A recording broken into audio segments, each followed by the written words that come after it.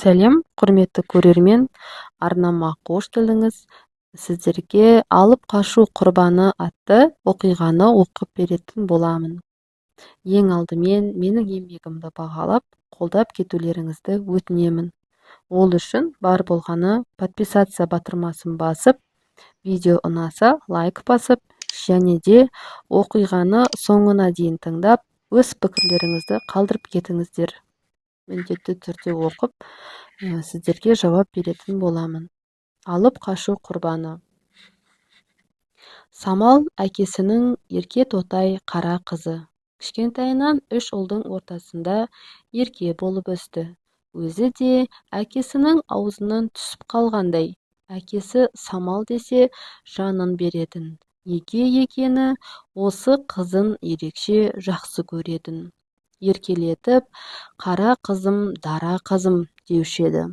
Ағаларының артынан қалмай ұл мен ұл болып өскен. Самал кішкентайынан өжет, бірбетке ер мінезді болып өсті. Ер мінезділігі сонша, ағаларының сыныптастарымен төбелесіп, үйіне жылатып жіберетін. Одан қалса, сыныптас қыздарын бір-бірімен төбелестіретін. Міне солай өскен Самал әп-сәтте әп-әдемі болып бой жетті. Қара шашы беліне түсіп, майысып жүрген Самалға елдің көзі түсе бастады. Әкесінің алдына неше адам келді, құда болу ниетін білдіріп, бірақ әкесі ешбіріне мақұл демеді. Қызым өзі шешеді, өзінің сүйгеніне барады дейтін. Мектепті жақсыға бітірген Самал арман қуып қалаға жол тартты. Жолы болып оқуға да түсіп кетті. Жаңа қала, жаңа таныстық, жаңа орта, бәрі кереметтей болды. Бәрімен тіл табысу еш қиындық соқпады.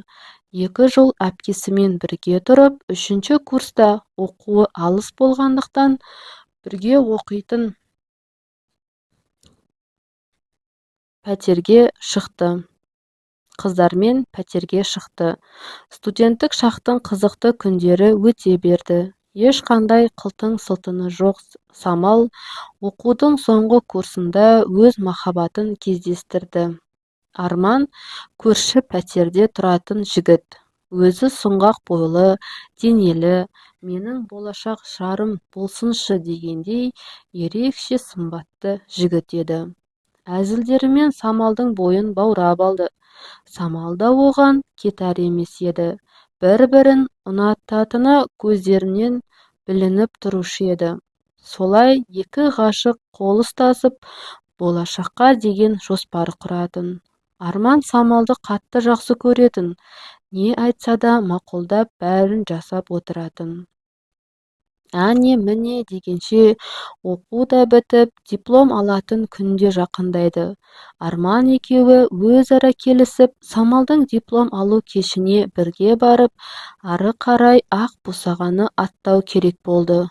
Бірақ бәрі ол ойлағандай болмады. Арман үй жайын дайындайын деп ауылына жол тартады.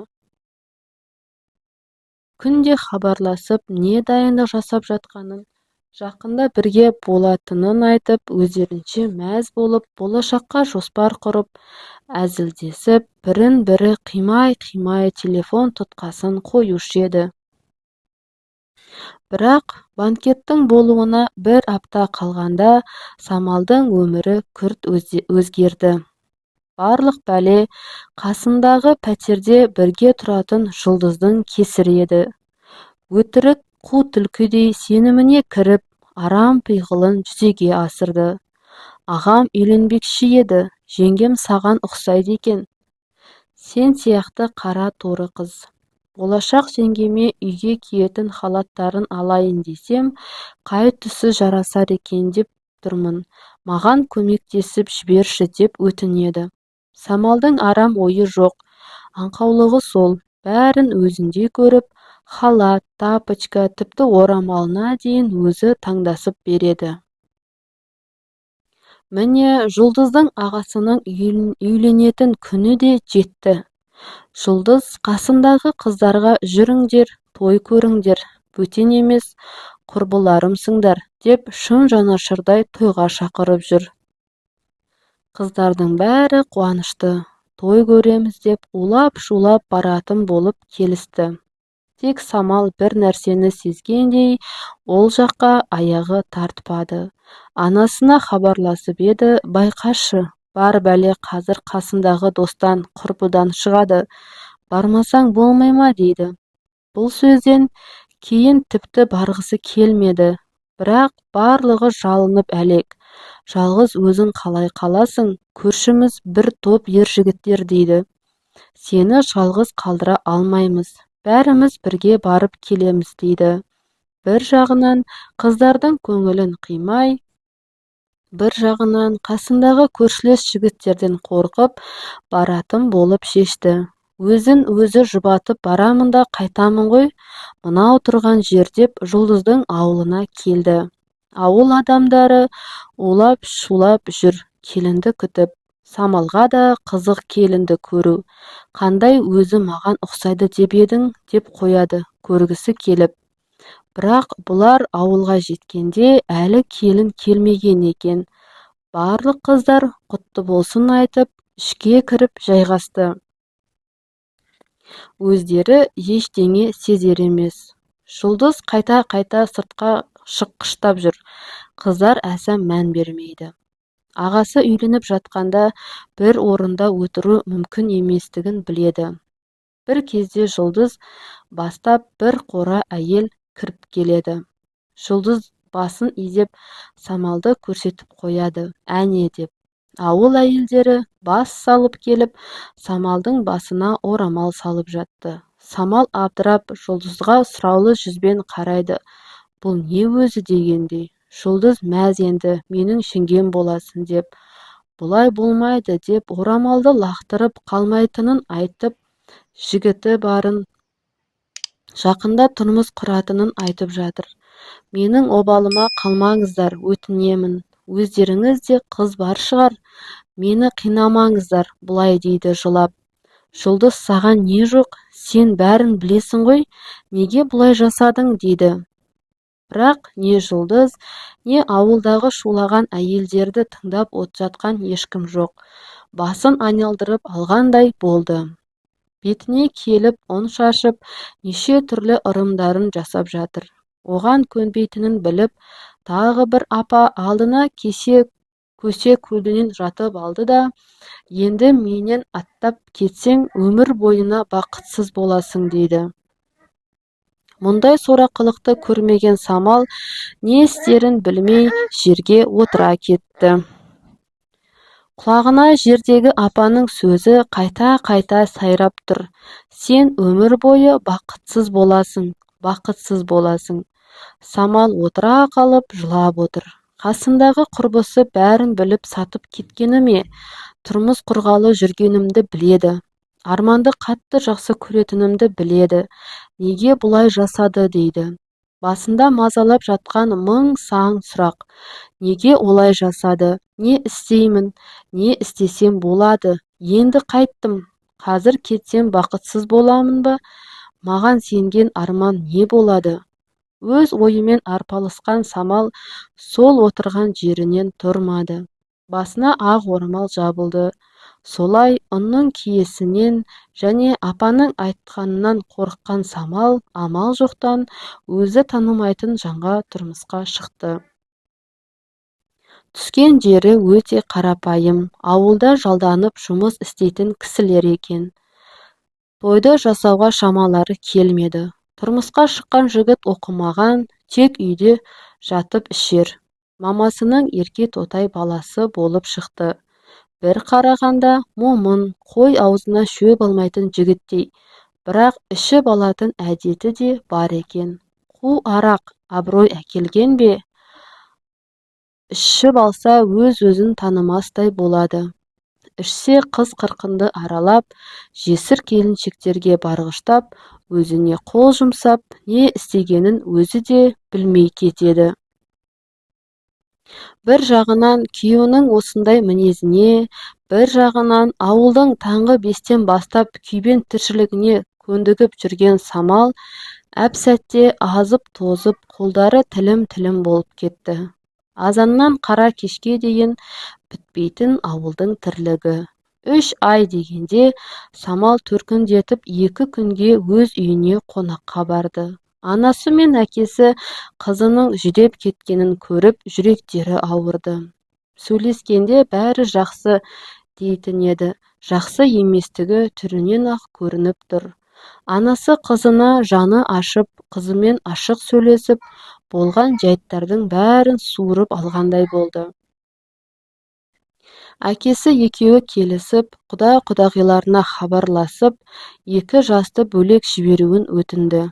Күйеу балдары ауылда жүрсе ішіп кетеді. Қалаға барып бірге жұмыс жасап, ары қарай отбасы болып кетсін деген ниетпен. Солай екеуі қалаға бөлек шықты.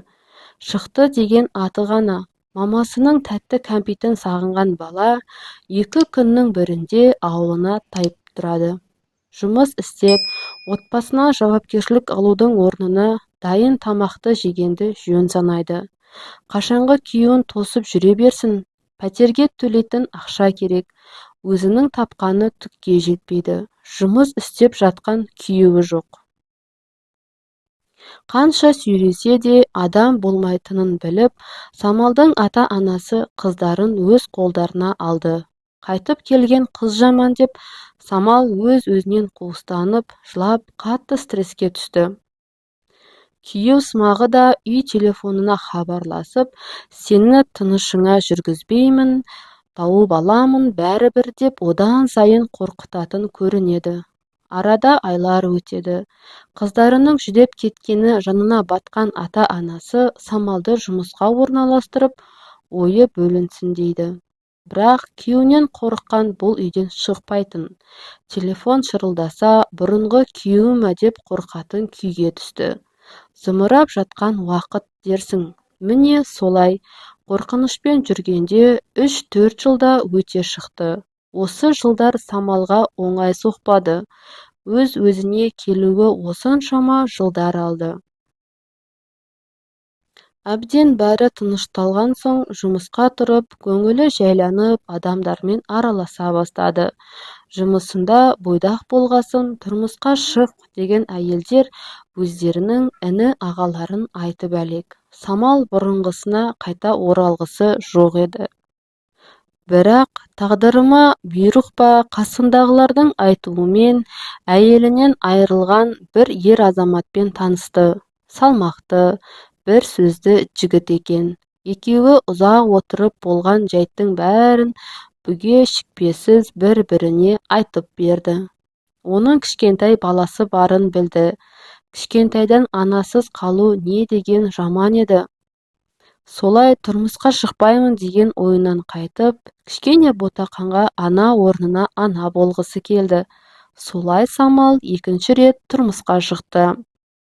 Келін болғаннан баласын бауырына басты.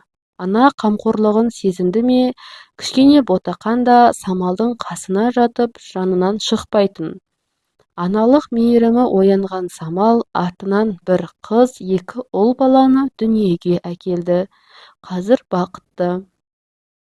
Үлкен ұлы анашым деп сыйлап, артынан ерген бауырларын жақсы көріп отырады. Самалдың өткен өмірі түс секілді. Қазір бір үйдің сүйікті келіні, ардақты анасы, аяулы жары болып отырған жайы бар.